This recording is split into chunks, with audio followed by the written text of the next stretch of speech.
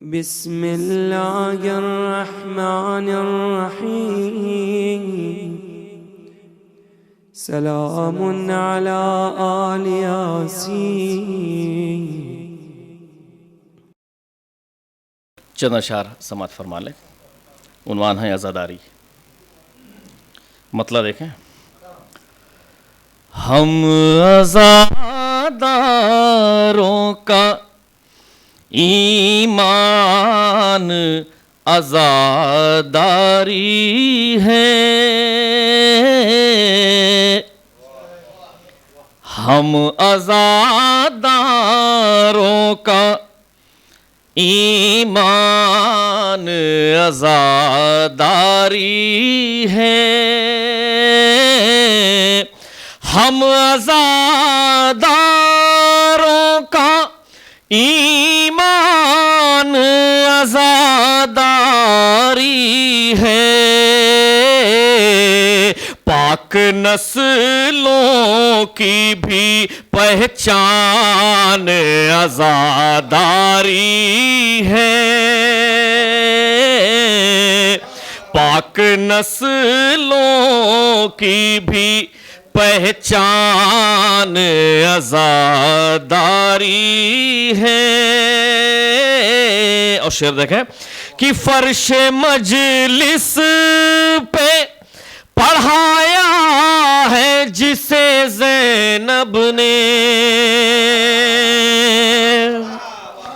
فرش مجلس پہ پڑھایا ہے جسے زینب نے،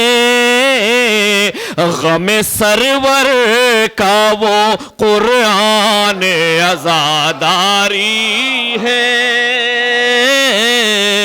غم سرور کا وہ قرآن عزاداری ہے،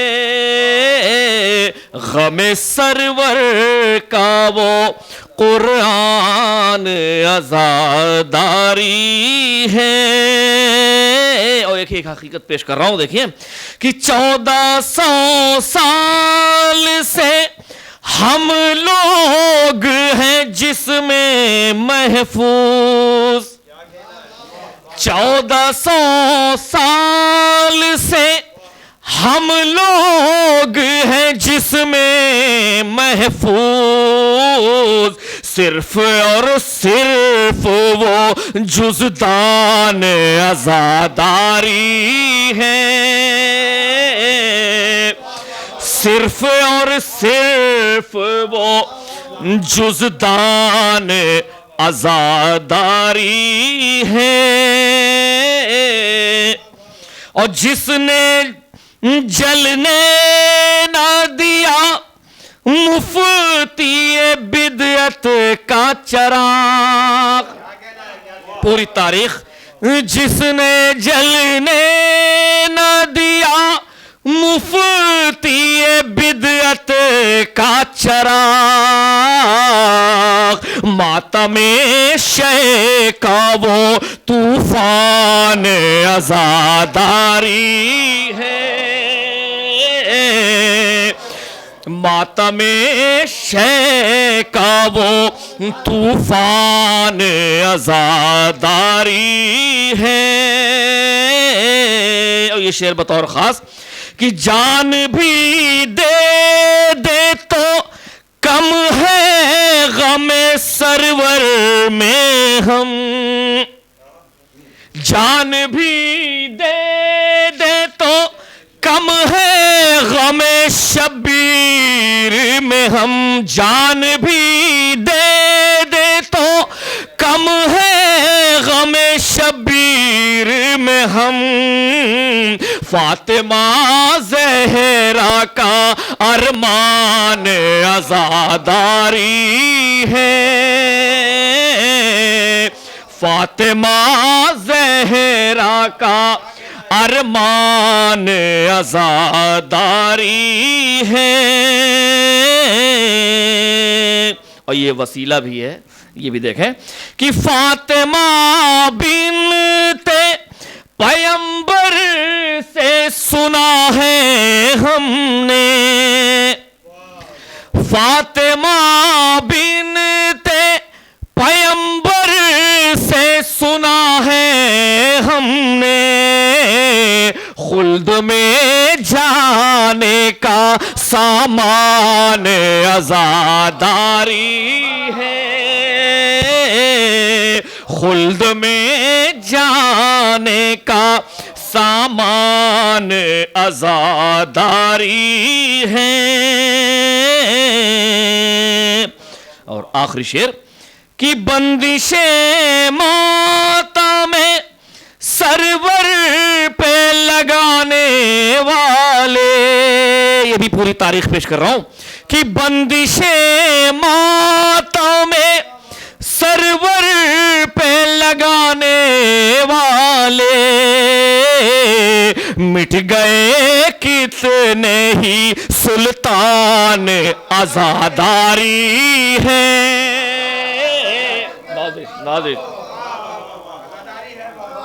بندش ماتم سرور پہ لگانے والے بندش ماتم سرور پہ لگانے والے مٹ گئے کتنے ہی سلطان عزاداری ہے مٹ گئے کتنے ہی سلطان عزاداری ہے اور وقت آخر میں کہ جس کی خوشبو سے ہے فیاض معطر اسلام جس کی خوشبو سے ہے فیاض معطر اسلام ایسے پھولوں کا گلستان عزاداری ہے ایسے پھولوں کا گلستان عزاداری ہے ہم عزاداروں کا ایمان عزاداری ہے پاک نسلوں کی بھی پہچان عزاداری ہے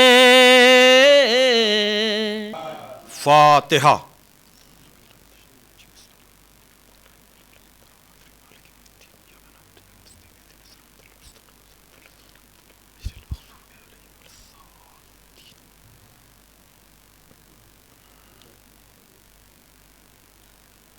اعوذ باللہ من الشیطان اللعین الرجیم بسم اللہ الرحمن الرحیم الحمد للہ الذی ہدانا لہذا وما کننا لنہتدی لولا ان ہدانا اللہ لقد جاءت رسل ربنا بالحق الصلاۃ والسلام علی النبی الامی العربی القرشی المکی المدنی البطحی الابتہی التہامی الدافع جیشات الاباطیل والدامغ صولات الازالیل مولن الحق بالحق ابی القاسم محمد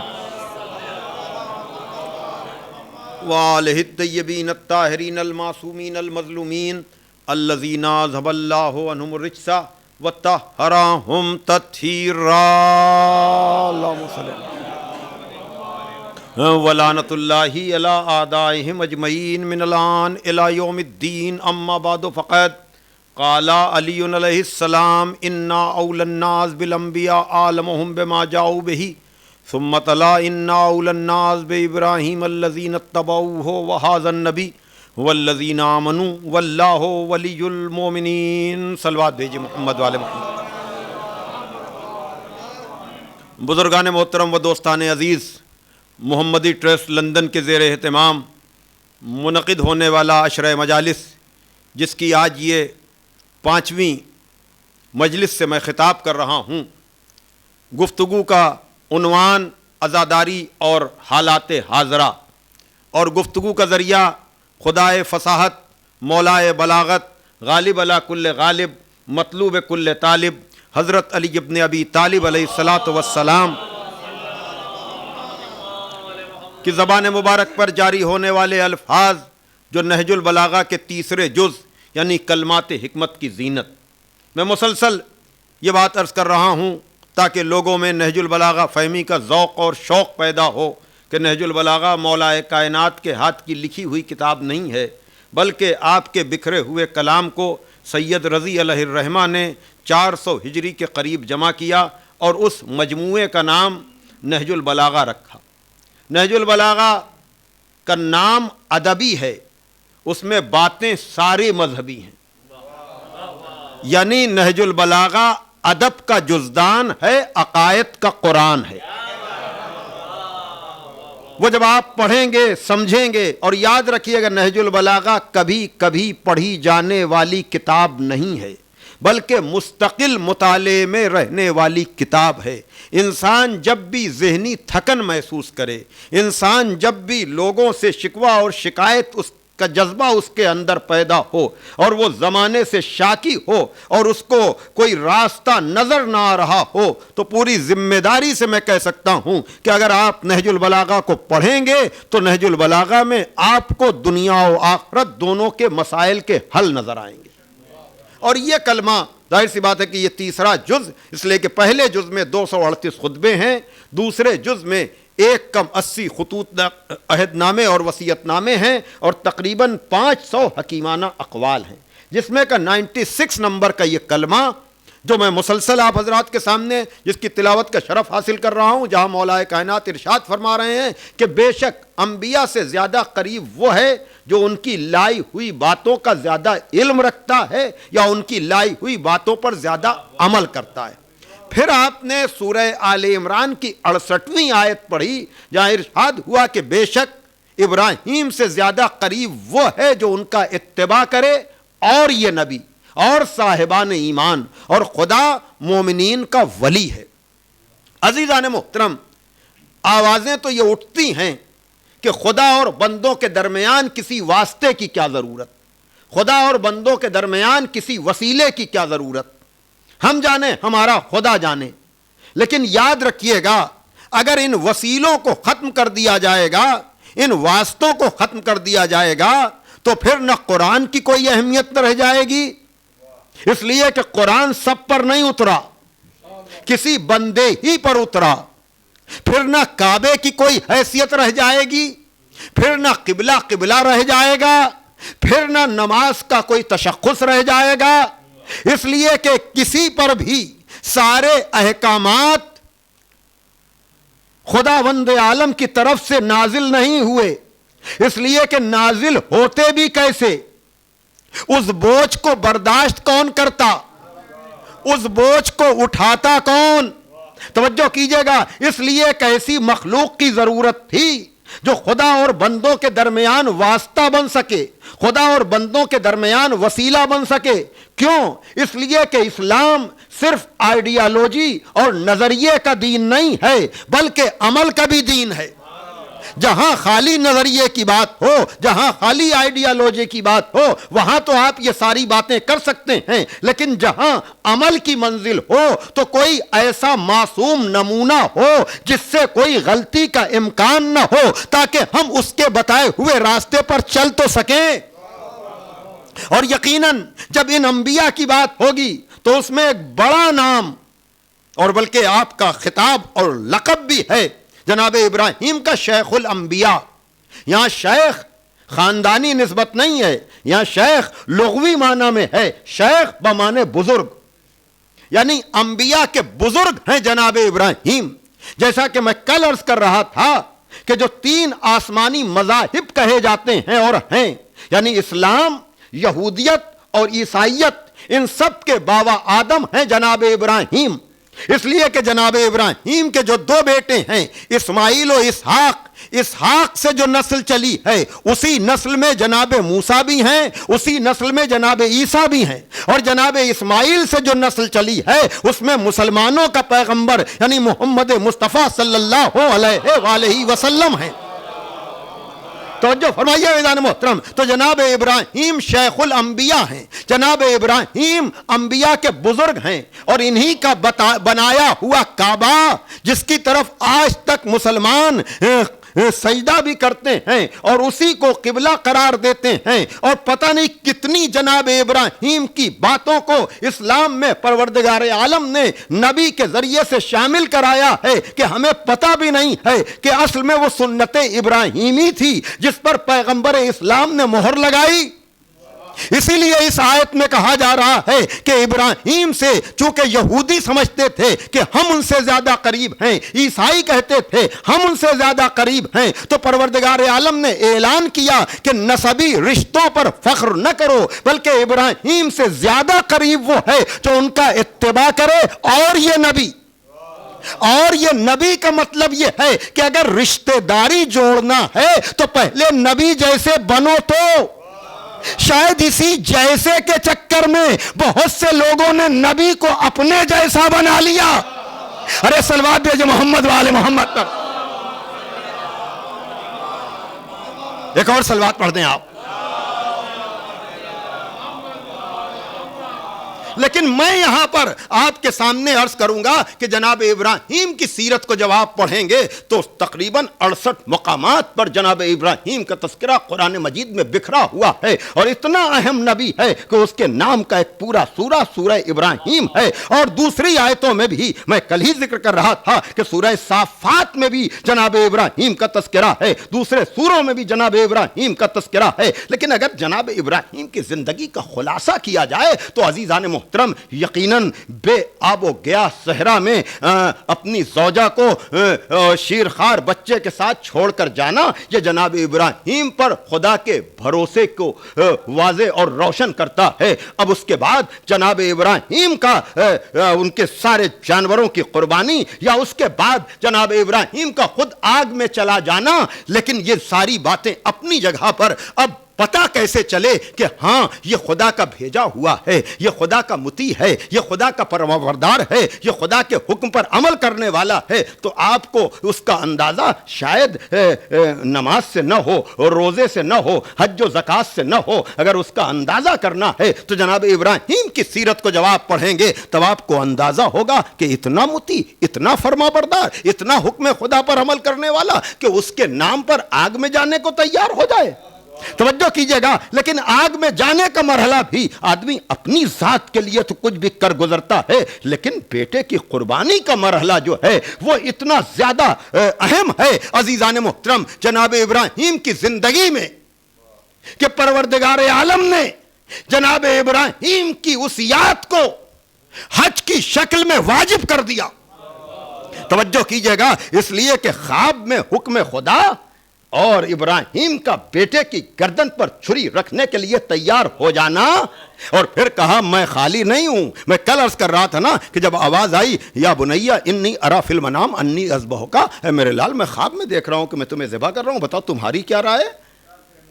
بھئی دیکھیے باتیں آئیں گی آگے بھی اس آیت کے حوالے سے۔ یہ ہمارے عشرے کا مرکزی خیال ہے، مرکزی وہ خاکہ ہے جس میں ہمیں رنگ بھرنے ہیں، اور یقیناً وہ رنگ کیسے ہوں گے یہ آپ کی سماعتوں پر منحصر کرتا ہے۔ لیکن میں یہ عرض کرنا چاہ رہا ہوں عزیزان محترم کہ آپ مجھے بتائیں کہ ہم اپنی اولادوں کو اگر پابند دین بنانا چاہتے ہیں تو سخت سے سخت الفاظ استعمال کرتے ہیں نا، ڈر اور خوف پیدا کرتے ہیں تاکہ وہ حکم خدا کے پابند بن جائیں۔ نماز جیسی چیز کے لیے بھی توجہ کیجئے گا، اس میں ڈر اور خوف کا عنصر ہوتا ہے کہ نہیں؟ تو جب نماز جیسی چیز کے لیے ڈر اور خوف ہوتا ہے تو اگر بیٹے کو ذبح کے لیے آمادہ کرنا ہے تو الفاظ میں شدت ہونی چاہیے کہ نہیں؟ میں کہوں گا یا نبی اللہ، آپ خلیل خدا ہیں، آپ نے خواب دیکھا ہے، لیکن آپ سمجھ رہے ہیں نا یہ خواب نہیں ہے، یہ حکم پروردگار ہے۔ تو بیٹے سے یہ نہ کہیے کہ میں نے خواب دیکھا ہے، بلکہ بیٹے سے کہنا ہے تو یہ کہیے کہ حکم خدا ہے۔ توجہ کیجئے گا کہ اگر میں اپنے بیٹے سے حکم خدا کہوں گا تو میری عظمت کا تو پتہ چلے گا، لیکن میرے بیٹے کے کمال کا اندازہ نہ لگے گا۔ میں اپنے بیٹے سے وہی کہوں گا جو ہوا ہے، اور میں کہوں گا خواب، لیکن میرا بیٹا سمجھے گا حکم خدا، اس لیے کہ وہ جانتا ہے کہ یہ ذات نبی کا خواب ہے، کسی امتی کا خواب نہیں ہے۔ صلوات بھیجئے محمد والے محمد۔ ایک اور صلوات بھیجئے آپ محمد والے محمد۔ میں نے بڑی تیزی کے ساتھ مرحلوں کو طے کیا ہے، لیکن یعنی قربانی کے لیے آمادہ ہو جانا اللہ کو اتنا پسند آیا کہ اسی قربانی کی تفصیل حج کی عبادت بن گئی۔ توجہ کیجئے گا، حالانکہ وہاں اسماعیل قربان نہیں ہوئے، میں اس پر آئندہ کی مجالس میں گفتگو کروں گا، اس لیے کہ عزاداری کو سمجھنے کے لیے، جو میرا موضوع ہے عزاداری اور حالات حاضرہ، ابھی آپ نے ہمارے وطن کی شان اور رونق جناب فیاض رائے بریلوی صاحب سے عزاداری کے موضوع پر بہترین کلام سنا۔ تو عزاداری کو اگر سمجھنا ہے تو جتنا جتنا قربانی ابراہیم و اسماعیل کو آپ سمجھتے جائیں گے، اتنا اتنا عزاداری کی اہمیت آپ کی سمجھ میں آتی چلی جائے گی۔ توجہ فرما رہے ہیں عزیزان محترم، تو یقیناً تفصیلات تو آئیں گی آپ کے سامنے، لیکن اس وقت میں اتنا عرض کرنا چاہتا ہوں کہ عزیزان محترم، جناب ابراہیم کا اسماعیل کی گردن پہ چھری رکھنا اور بیٹے کا آمادہ اور تیار ہو جانا اللہ کو اتنا پسند آیا، توجہ فرمائیے گا، اور یہ بتا دیا کہ دیکھو جو ہمارا انتخاب ہے وہ ہوتا کیا ہے۔ توجہ کیجئے گا، ہمارا انتخاب ہمارے حکم کے لیے کس منزل تک جا سکتا ہے۔ تو اب یہ جذبہ جہاں بھی نظر آئے وہی تو ابراہیم سے قریب ہوگا۔ بھائی توجہ کیجئے گا، کل کی گفتگو سے میں متصل ہو گیا، اب یہ جذبہ اگر ابو طالب میں نظر آئے کہ پیغمبر کی حفاظت کے لیے اپنے بیٹوں کو قربانی کے لیے پیش کریں، تو وہ ابو طالب بھی ابراہیم سے قریب ہوں گے۔ اور یہ جذبہ اگر ہجرت کی شب مولا علی میں نظر آئے تو زمان اور مکان کے فاصلے نہ دیکھو بلکہ عمل کا اتباع دیکھو۔ صلوات دیجئے محمد والے محمد۔ تو اب وہی منزل تھی عزیزان محترم جہاں پر پروردگار عالم نے ابو طالب کے بیٹے کو جب اتباع ابراہیم یا طریقہ ابراہیم پر عمل کرتے ہوئے ننگی تلواروں میں قربانی کے لیے سوتے ہوئے دیکھا۔ توجہ کیجئے گا، کل میں عرض کر رہا تھا نا، تو وہ پروردگار جو ابراہیم و اسماعیل کے عمل کو حج کی شکل میں یادگار بنا سکتا ہے، کیا اس کو علی کا یہ سونا پسند نہ آئے گا؟ اس لیے کہ سنت الہی تبدیل نہیں ہوتی۔ توجہ کیجئے گا، کیا وہ پسند نہ آئے گا؟ اس لیے کہ یہاں بھی تو جذبہ قربانی ہی ہے، ننگی تلواروں میں سونے کے لیے آمادہ ہو جانا۔ عزیزان محترم، تو اب آیت آئی، ہم نے مرضی دے کر کے یہ نفس خرید لیا تاکہ پتہ چل جائے کہ عند اللہ قربانی کی عظمت کیا ہے، عند اللہ قربانی کا مرتبہ اور مقام کیا ہے۔ اب پروردگار عالم کہہ رہا ہے کہ جاؤ، کل کی گفتگو یہی تھی نا کہ جا کر کے اس ابو طالب کے بیٹے کو مبارکباد دو جو میرے نبی کے حکم پر، اور حکم نبی حکم خدا ہوا کرتا ہے بغیر کسی چوں چرا کے، اس لیے کہ نماز، روزہ، حج و زکوٰۃ حکم خدا کی نسبت سے عبادت ہے، اسی لیے اس نے اپنی عبادت کو کسی ایک عمل کا پابند نہیں بنایا، بدل بدل کر حکم دیا تاکہ اندر سے نکل کر آئے کہ عبادت ہو رہی ہے یا عادت ہے۔ توجہ کیجئے گا، تو اب اگر اس کا اندازہ لگانا ہے تو جب علی سے کہا میرے بستر پر سو، تو علی نے نمازوں کا سہارا لے کر کے قربانی سے راہ فرار اختیار نہیں کی۔ توجہ کیجئے گا کہ اگر میں سو جاؤں گا تو میری نمازوں کا کیا ہوگا؟ کل تک نمازوں کا پڑھنا عبادت تھا، آج بستر رسول پہ سونا عبادت ہے۔ دیکھ رہے ہیں آپ، وہی جذبہ قربانی ہے جس کا تسلسل آپ کو یہاں تک نظر آ رہا ہے۔ تو بہرحال ملائکہ آئے ہیں اور مبارکباد دی ہے، یعنی پروردگار عالم نے ملائکہ کو احساس دلایا کہ جس انتخاب آدم پر تم معترض تھے کسے بنا رہا ہے، ذرا میرے انتخاب کا کمال تو دیکھو، ذرا میرے انتخاب کا کمال تو دیکھو۔ اچھا، فرشتے بھی فرشتے ہیں، وہ ہم لوگوں کی طرح سے ڈبل اسٹینڈرڈ والے نہیں ہیں۔ جب ان کو اپنی، میں کیا کروں، ظاہر سی بات ہے کہ حد ادب ہے، ملائکہ کے لیے میں کوئی ایسا لفظ استعمال نہیں کر سکتا ہوں جہاں ان کی عصمت کے خلاف کوئی لفظ نکلے، لیکن اشاروں میں کل میں نے بات کہی تھی نا کہ لوگ عزاداری پر اعتراض کرتے ہیں اور وہاں عقل کو اپلائی کرتے ہیں، تو میں نے کہا تھا کہ اگر عقل کو اپلائی کرنا ہے تو ذرا ابراہیم کا اسماعیل کی گردن پہ چھری رکھنا، وہاں عقل کو اپلائی کر کے بتائیے کہ اس کا فلسفہ کیا ہے. میں کیا کروں، توجہ فرمائیے گا عزیزان محترم. وہاں آپ عقل کو اپلائی کیجئے کہ کیا کوئی باپ اپنے بیٹے کی گردن پر چھری رکھنے کو عقلی تعویل کر پائے گا؟ میں کچھ کہنا چاہ رہا ہوں، توجہ کیجئے گا. تو اب اگر وہاں یہ مسائل پیدا ہوتے ہیں اور پھر آدمی کہتا ہے صاحب اس ملک میں قصر کی کیا ضرورت ہے. یاد ہے نا آپ کو کہ جہاں پر عزیزان محترم میں نے آپ کے سامنے یہ پوری تفصیل عرض کی ہے اور میری گفتگو مسلسل ہے. ظاہر سی بات ہے کہ جو مسلسل ساری مجلسیں سنیں گے ان کو نتیجہ ملے گا. تو بہرحال میں کہنا یہ چاہ رہا ہوں کہ عزیزان محترم یہاں پر آپ دیکھیے، غور کیجئے، فکر کیجئے کہ پروردگار عالم جب ملائکہ نے کہا تھا، میں ذرا سا انتشار ذہنی کا نہیں، انتخاب الفاظ کا شکار ہوں. توجہ کیجئے گا کہ جناب آدم کے انتخاب پر، جناب آدم کے سجدے کی منزل پر دو آوازیں بلند ہوئیں، ابلیس کی بھی، ملائکہ کی بھی. توجہ کیجئے گا، دیکھیے لفظیں الگ الگ ہو سکتی ہیں لیکن میں یہاں پر یہی کہا کرتا ہوں کہ اگر آپ کی سمجھ میں دین کی کوئی بات نہیں آ رہی ہے تو سمجھنے کے لیے پوچھئے، اعتراض نہ کیجئے. بڑی نازک سی بات میں کہہ رہا ہوں، اس لیے کہ اگر آپ نے اعتراض کیا تو پھر ابلیس کی طرح نکالا بھی جا سکتا ہے. توجہ کیجئے گا. اور اگر آپ نے ملائکہ کی طرح پوچھا تو آپ کو یہ کہہ کر کے خاموش کر دیا جائے گا کہ جو میں جانتا ہوں وہ تم نہیں جانتے ہو. نازک سی بات ہے. یعنی اس وقت اگر پروردگار عالم جواب دیتا بھی تو ملائکہ اس جواب کی گہرائی کو سمجھ نہ پاتے. ارے میں کچھ کہنا چاہ رہا ہوں، توجہ فرمائیے گا. یعنی حکم کی تعویل اور حکم کے اسباب ہوتے ہیں لیکن ضروری نہیں ہے کہ ہر ذہن و دل و دماغ ہر جواب کو اسی وقت سمجھ لے. یہ فطرت انسان ہے، جب تک تجربہ نہیں کرتا مانتا ہی نہیں. ارے میں کیا کہہ رہا ہوں، صلوات دے گے محمد والے محمد. تو وہاں اگر پروردگار عالم ملائکہ کو اسی وقت جواب دیتا تو جواب میں کمی نہ ہوتی، سمجھ کی کمی تھی. لیکن جب ننگی تلواروں کے بیچ میں علی کو سوتے ہوئے ملائکہ نے دیکھا تو انہوں نے بھی ریالائز کیا کہ کہاں ہم پہنچ سکتے ہیں انتخاب الہی تک.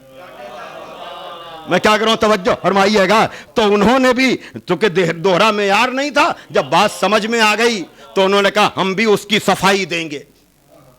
وہ بھی اس کے منتظر تھے. یہی وجہ ہے کہ جب احد میں کسی سپاہی کی تلوار ٹوٹی، توجہ کیجئے گا، اور قرآن کی آیتوں کو لے جانے والے جبریل کے ہاتھ سے پروردگار عالم نے تلوار کو بھیجا، تو کل انتخاب الہی کے موقع پر خوریزی کا حوالہ دے کر، بھائی توجہ کیجئے گا، انتخاب الہی پر سوال کرنے والے اب نہیں کہتے کہ معبود ہم تو خوریزی کے مخالف ہیں، ہمارے ہاتھ سے قرآن ایک نہیں دو بھیج دے، لیکن تلوار جیسی چیز میرے ہاتھ سے نہ بھیج، اس لیے کہ اس کا تو کام ہی خون کا بہانہ ہے. ارے میں کیا کروں، توجہ فرمائیے گا. اچھا وہاں غضب یہ ہوا. بھائی دیکھیے میں کہہ رہا ہوں کہ میں آپ میں نہج البلاغہ فہمی، قرآن فہمی اور دین فہمی کا ذوق اور شوق پیدا کرنا چاہتا ہوں. عزاداری اور حالات حاضرہ کے حوالے سے اور گفتگو کوئی تفصیلی اور بہت لمبی نہیں ہے لیکن محدود وقت میں عزیزان محترم میں آپ تک یہ پیغام پہنچا رہا ہوں کہ دیکھیے جبریل قرآن لا رہے تھے، کہہ دیتے یا اگر حکم حاکمی تھا تو قرآن کی آیتیں پیغمبر پر نازل ہوتی تھیں. جب پیغمبر بتاتے تھے جبھی تو پتہ چلتا تھا کہ آیت آئی. میں کچھ کہہ رہا ہوں، توجہ فرمائیے گا. یعنی جبریل چیخ کر نہیں کہتے تھے میں یہ آیت لے کر آیا. توجہ کیجئے گا. تو جبریل ٹھیک ہے حکم حاکم ہے لیکن تم لوگوں کے نظریے کے تو خلاف ہے نا خوریزی. تو اگر خون بہانے والی چیز ہی لے کر جا رہے ہو تو جیسے چپکے سے پورا قرآن پہنچایا ویسے ہی چپکے سے تلوار پہنچا کر چلے جاؤ. بھائی توجہ کیجئے گا، یہ کیا بات ہے کہ تم نے قرآن تو چپکے سے پہنچایا لیکن جب خون بہانے والی چیز ذوالفقار پہنچائی تو چپکے سے پہنچائی نہیں بلکہ فضا میں لافتہ کا قصیدہ بھی پڑھا. ارے توجہ کیجئے گا, فضا میں لافتہ کا قصیدہ بھی پڑھا. بھائی ہم پر اعتراض ہوتا ہے نا کہ ذکر خدا پر آپ نہیں بولتے, ذکر رسول پہ جوش نہیں آتا, ادھر علی کی بات آئی آپ پھڑک گئے.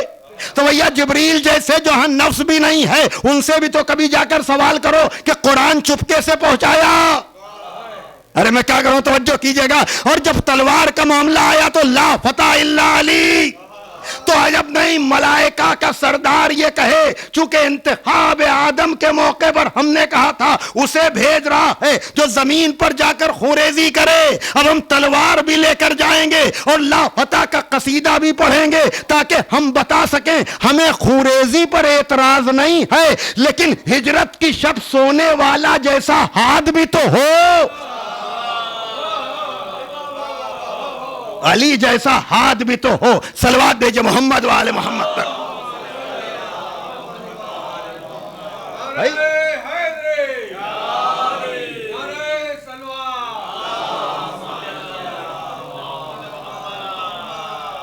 تو اسی لیے ہم طاقت کے مخالف نہیں ہیں, اقتدار کے مخالف نہیں ہیں, حکومت کے مخالف نہیں ہیں. دنیا طاقت اختیار حکومت سے چلتی ہے, لیکن آدمی پہلے منوائے تو کہ وہ حصول حکومت عدل کے قیام کے لیے کر رہا ہے, توجہ کیجئے گا, یا وہ سرحدوں کے اضافے کے لیے کر رہا ہے. توجہ فرما رہے ہیں عزیزان محترم. تو بہرحال رہنا ہے تو قوت و اقتدار کی بحث تو آئے گی, لیکن آدمی اپنے عمل سے پہلے ثابت تو کرے کہ اس کا مسئلہ حصول اقتدار نہیں ہے بلکہ خدمت خلق ہے. اور یہی فرق ہے نظام حکومت الہی میں اور دنیا کی قائم ہونے والی حکومتوں میں. اور اگر اس کا اندازہ لگانا ہے تو یہاں حکومتیں شرطوں پر قبول نہیں کی گئیں, ورنہ علی کے پاس یزید کا دادا بھی حکومت کی پیشکش لے کر آیا تھا, لیکن علی کا مقصد حصول حکومت ہوتا تو ابو سفیان کی پیشکش کو پہلے ہی قبول کر لیتے. نہیں, اس سے کہا تو کب سے اسلام کا وفادار ہو گیا. اور پھر نہج البلاغہ کا 5واں خطبہ جس میں مولا کائنات نے ساری منزل پیش کی ہے, اس کا وقت نہیں ہے, لیکن میں تو اس علی سے اب حسین تک آنا چاہتا ہوں کہ جس طرح سے مولا کائنات نے اپنے عمل سے بتایا کہ جو اعتبار توحید ہوتا ہے وہ توحید کی نسبت سے اٹھنے والے سوالوں کا جواب اپنے عمل سے دیتا ہے, اپنے عمل سے وہ جواب دیتا ہے, تاکہ اب توحید کی نسبت سے چاہے وہ ملائکہ ہوں, چاہے وہ انسان ہوں, چاہے کوئی بھی ہو, وہ خود صفائی دینے لگتے ہیں کہ معبود تیرا انتخاب درست ہے, تیرا انتخاب بجا ہے, اور اس کے لیے ہم لافتہ کا قصیدہ پڑھنے کو تیار ہیں. تو یقیناً یہ ساری منزلیں اپنی جگہ پر, لیکن کل جہاں پر گفتگو رکی تھی وہیں سے میں رب دینے جا رہا ہوں کہ یقیناً ابراہیم نے بیٹے کی گردن پہ چھری رکھی, لیکن دمبا تو آ گیا. اگر کوئی یہ کہہ دے معاذ اللہ میں کہہ رہا ہوں کہ بیٹا ذبح نہیں ہوا تو قربانی کیسی, نازک سی بات ہے, توجہ فرمائیے گا.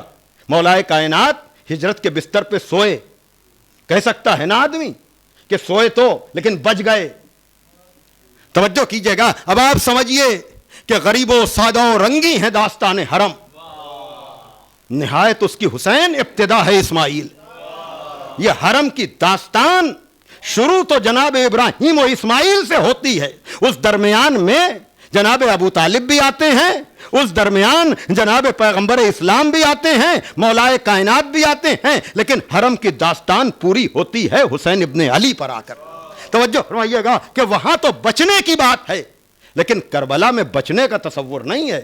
میں کچھ کہہ رہا ہوں, توجہ کیجئے گا. یعنی اگر حسین قربانی دے کر کے اپنے بھرے گھر کو قربان نہ کرتے تو خدا کی قسم نہ بیٹے کی گردن پر چھری رکھنے کا فلسفہ سمجھ میں آتا, نہ ہجرت کے بستر پہ سونے کا مرحلہ سمجھ میں آتا. کتنی باتیں آدمی کر سکتا. حسین ابن علی نے کہا کہ میرے جد نے جس سلسلے کا آغاز کیا تھا اس کو کمال پر میں نے کربلا میں پہنچایا.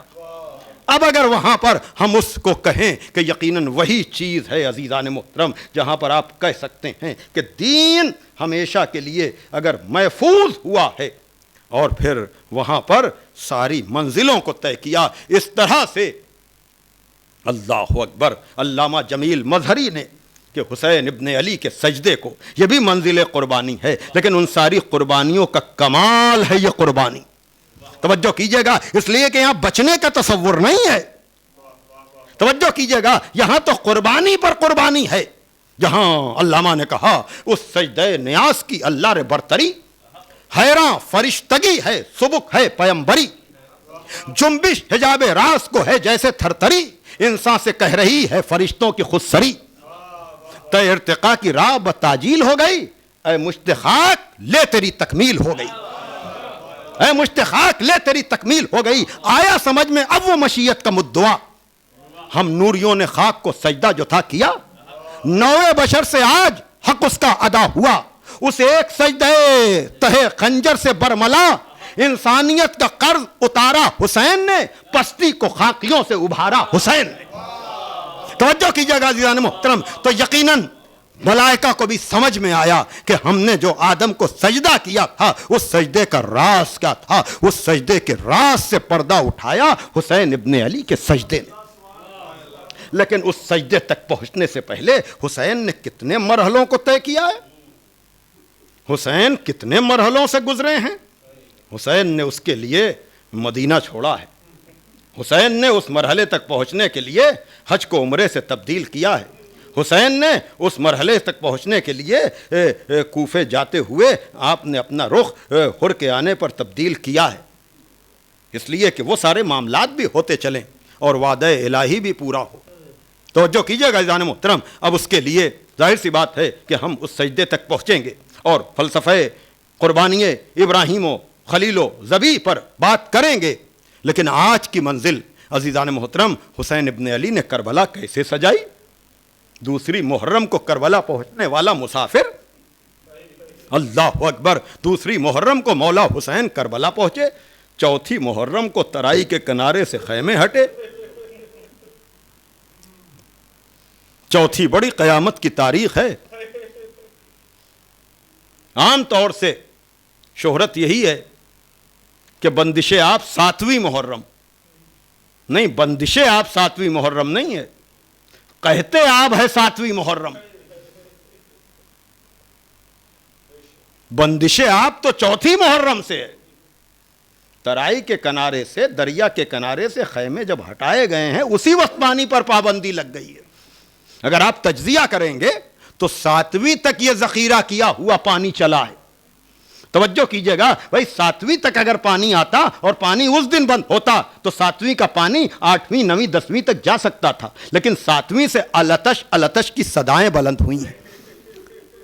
تو چوتھی وہ قیامت کی تاریخ ہے کہ جہاں عباس کے جلال کو اب سوائے زینب کے کون روکے، اس لیے کہ شہادت حسن سے لے کر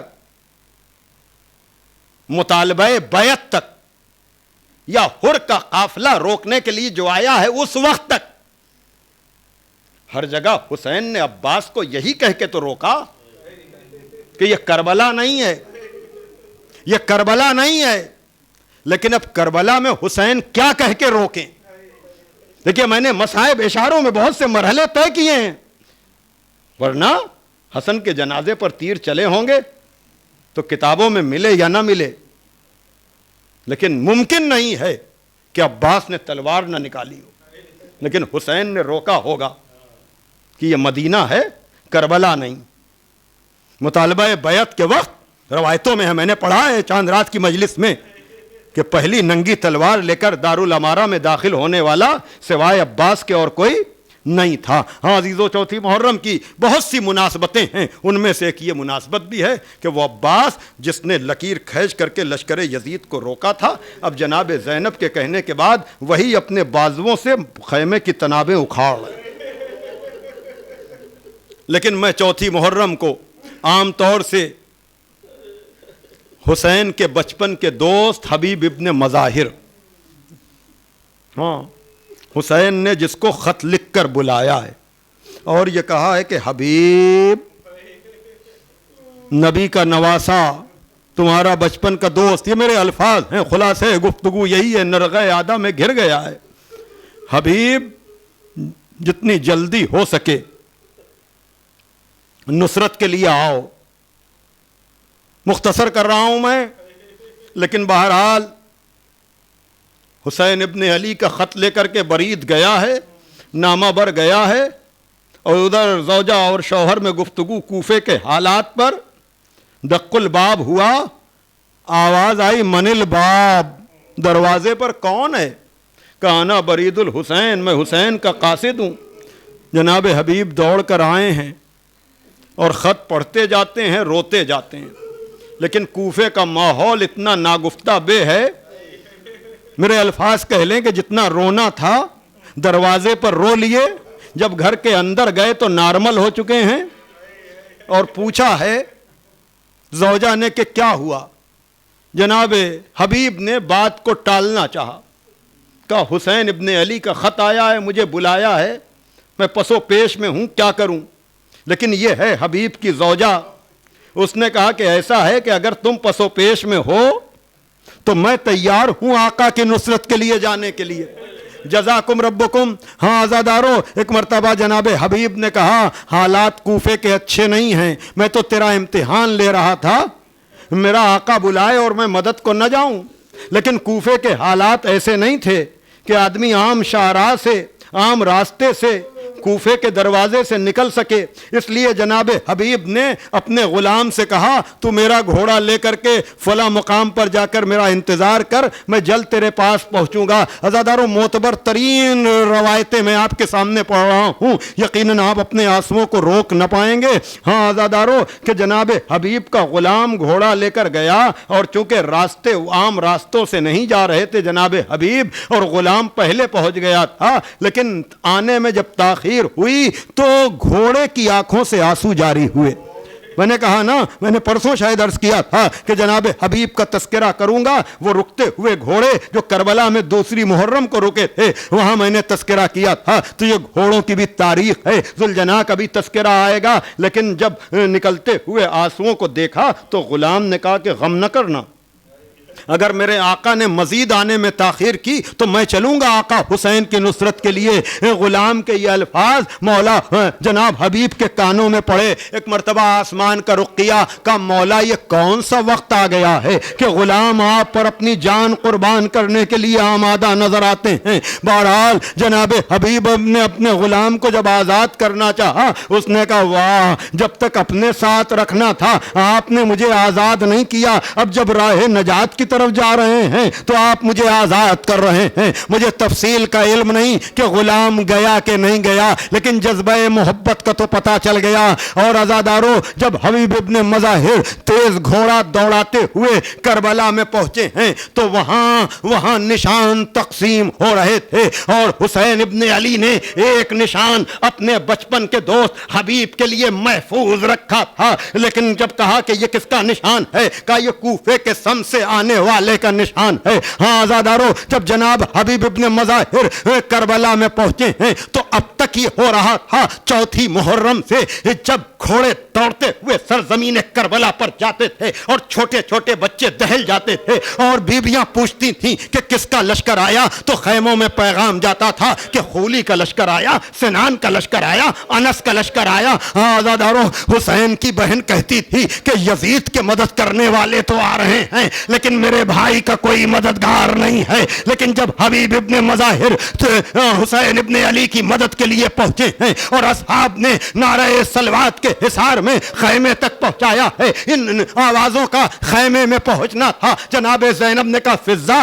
جا کر کے معلوم کر یہ کس کے آنے پر نعرہ تکبیر بلند ہو رہے ہیں. جناب فضا در خیمہ تک آئیں اور پوچھا کون آیا ہے. بتایا گیا حسین کے بچپن کے دوست حبیب حسین کی مدد کو آئے ہیں. ادھر فضا نے جا کر بتایا، تمام ہو گئی مجلس. 2 جملے ہیں، 2 جملے. ادھر جناب زینب نے کہا جا کر کے حبیب کو میرا سلام کہہ دو. عزاداروں، حبیب کا رتبہ آپ کو پتا ہے، حبیب کا مرتبہ آپ کو پتا ہے. دیکھیے میں تفصیل میں نہیں جا سکتا ہوں، لیکن گنج شہیدہ ہیں جہاں کربلا کے زیادہ تر شہیدوں کی قبریں ہیں. جناب عباس کا روضہ الگ ہے اور خاص وجہ سے جناب حر کا روضہ الگ ہے، لیکن حبیب کی زری خود حسین ابن علی کے روضے میں ہے.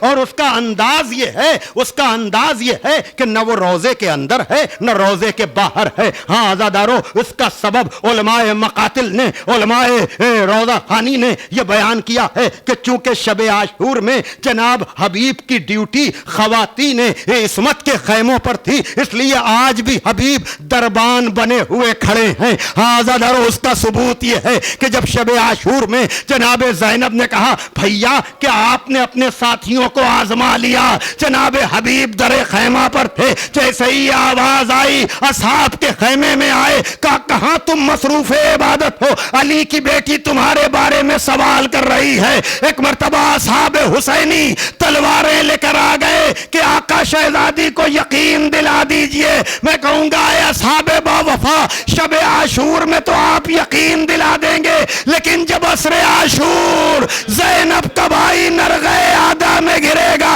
اور پکارے گا کہاں ہو میرے شیرو، کہاں ہے میرے دلیرو، تو حسین تنہا ہوں گے، کوئی مدد کرنے والا نہ ہوگا. یہ بہن ہوگی جو فریاد کرے گی واہ حسینہ واہ مظلومہ. الا لعنت اللہ علی القوم الظالمین سیعلم الذین ظلموا ای منقلب ینقلبون. تھبا دیا سر سکینہ کا یہ بیان بابا تھبا سر سکینہ کا یہ بیان بابا تھبا دیا سر سکینہ کا یہ بیان بابا تھبا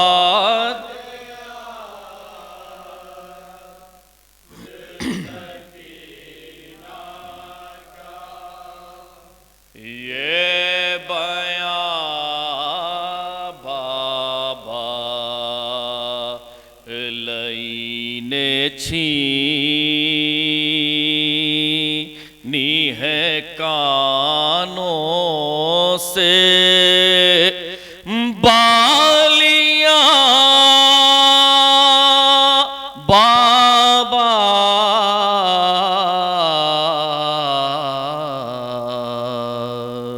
تھبا دیا سر سکینہ کا یہ بیان بابا وطن کی یاد ہمیں تب بہت ستاتی ہے، وطن کی یاد ہمیں تب بہت ستاتی ہے، پرند جاتے ہیں جب اپنے آشیاں بابا تھبا دیا کا یہ بیان بابا ہے. بہت یقین تھا بھیا مجھے بچا لیں گے، بہت یقین تھا بھیا مجھے بچا لیں گے، مگر تھی ان کی بھی جکڑی کلائیاں بابا تھبا دیا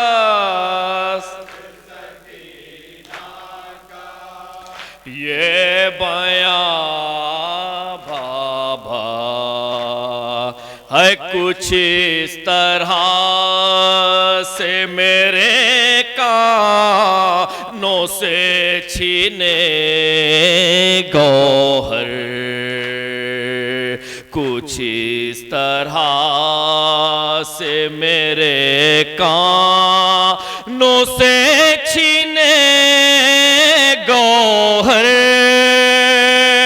لہو کی کانوں سے بہتی ہیں دھاریاں بابا تھابا سکینہ کا یہ بیان ہائے جلا کے خیمے ردائیں بھی لے گئے ظالم، جلا کے خیمے ردائیں بھی لے گئے ظالم، جلی قناتوں پہ بیٹھی ہے بیبیاں بابا تھاباد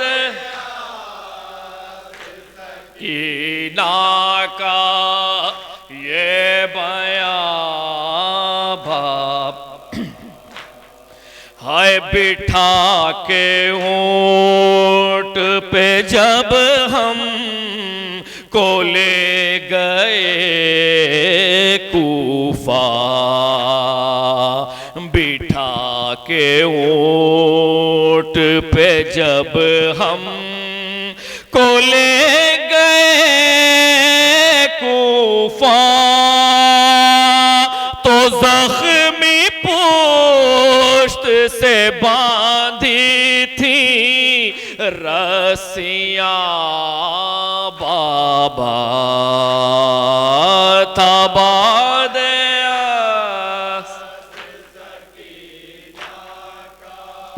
یہ بیاں بابا ہے سکینہ لاش پہ رو رو کے کہہ رہی تھی وسیع،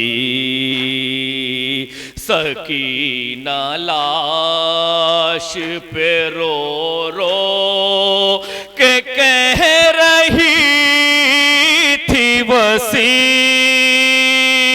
نہ سہ سکوں گی میں زندہ کی سختیاں بابا تھاباد سکینہ کا یہ بیاں بابا، خیمہ سادات میں پیاسے بچے کرتے ہیں عباس کا ماتم، خیمہ سادات میں پیاسے بچے کرتے ہیں عباس کا ماتم، خیمہ سادات میں پیاسے بچے کرتے ہیں عباس کا ماتم، سوکھے کوزے دیکھ کے کہتی ہے سکینہ، سوکھے کوزے دیکھ کے کہتی ہے سکینہ، سوکھے کوزے کرتے ہیں عباس کا ماتم، خیمہ سادات میں پیاسے بچے کرتے ہیں عباس کا ماتم، خیمہ سادات میں پیاسے بچے کرتے ہیں عباس کا ماتم، تو کوئی آس نہیں آئے گا پانی، تو کوئی آس نہیں آئے گا پانی، کرتے ہیں عباس کا ماتم. خیمہ سادات میں، خیمہ سادات میں پیاسے بچے کرتے ہیں عباس کا ماتم. خیمہ سادات میں، خیمہ سادات میں پیاسے بچے کرتے ہیں عباس کا ماتم. پیاسوں کو ہے خوف نہ آ جائیں ستم پر، پیاسوں کو ہے خوف نہ آ جائیں ستم پر. ڈرتے ڈرتے کرتے ہیں عباس کا ماتم. خیمہ سادات میں، خیمہ سادات میں پیاسے بچے کرتے ہیں عباس کا ماتم. خیمہ سادات میں، خیمہ سادات میں پیاسے بچے کرتے ہیں عباس کا ماتم. شام غریبوں میں وہ زینب کی صدا پر، شام غریبوں میں وہ زینب کی صدا پر. جلتے خیمے کرتے ہیں عباس کا ماتم. خیمہ سادات میں، خیمہ سادات میں پیاسے بچے کرتے ہیں عباس کا ماتم. خیمہ سادات میں، خیمہ سادات میں پیاسے بچے کرتے ہیں عباس کا ماتم. غازی کے سینے میں نظام میں ہے تیر، غازی کے سینے میں نظام میں ہے تیر. تیروں نیزے کرتے ہیں عباس کا ماتم. خیمہ سادات میں، خیمہ سادات میں پیاسے بچے کرتے ہیں عباس کا ماتم. خیمہ سادات میں، خیمہ سادات میں پیاسے بچے کرتے ہیں عباس کا ماتم. سینے میں جو زخم ہے دیتے ہیں دوہاری، سینے میں جو زخم ہے دیتے ہیں دوہاری. دل کے چھالے کرتے ہیں عباس کا ماتم. خیمہ سادات میں، خیمہ سادات میں پیاسے بچے کرتے ہیں عباس کا ماتم. خیمہ سادات میں، خیمہ سادات میں پیاسے بچے کرتے ہیں عباس کا ماتم. کہتے ہیں شبیر کے برباد ہوا میں، کہتے ہیں شبیر کے برباد ہوا میں. آنسو میرے کرتے ہیں عباس کا ماتم. خیمہ سادات میں، خیمہ سادات میں پیاسے بچے کرتے ہیں عباس کا ماتم. خیمہ سادات میں، خیمہ سادات میں پیاسے بچے کرتے ہیں عباس کا ماتم. جب سے گیا چھوڑ کے چادر کا نگہباں، جب سے گیا چھوڑ کے چادر کا نگہباں. زخم سارے کرتے ہیں عباس کا ماتم. خیمہ سادات میں، خیمہ سادات میں پیاسے بچے کرتے ہیں عباس کا ماتم. خیمہ سادات میں، خیمہ سادات میں پیاسے بچے کرتے ہیں عباس کا ماتم. بدلے علمدار پر اظہار اور مظہر، بدلے علمدار پر اظہار اور مظہر. روتے روتے کرتے ہیں عباس کا ماتم. خیمہ سادات میں، خیمہ سادات